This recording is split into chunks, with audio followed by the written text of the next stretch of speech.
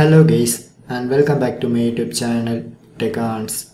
So today I get the following error notification while I try to log in my Free Fire account and it shows access token invalid. Please re-login. So how to fix this issue?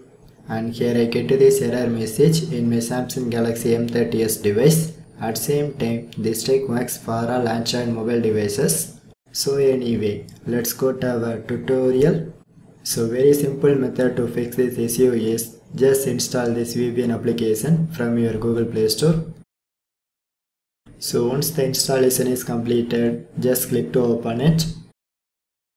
And then I try to start this VPN service. And it starts to connecting, so be patient. So finally my connection is made successfully. So I try to minimize this VPN application. And one more time I try to access that Free Fire because I check it if this method works or not. So now I try to log in my Free Fire by using with the Facebook login details. And it starts to communicating with my Facebook account details. And then I try to give the permission. So finally you can see now my Free Fire character is ready to play.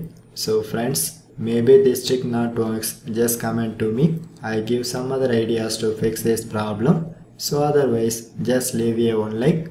So for more tech videos, you can subscribe my beautiful tech channel, TechArts. And thanks for watching.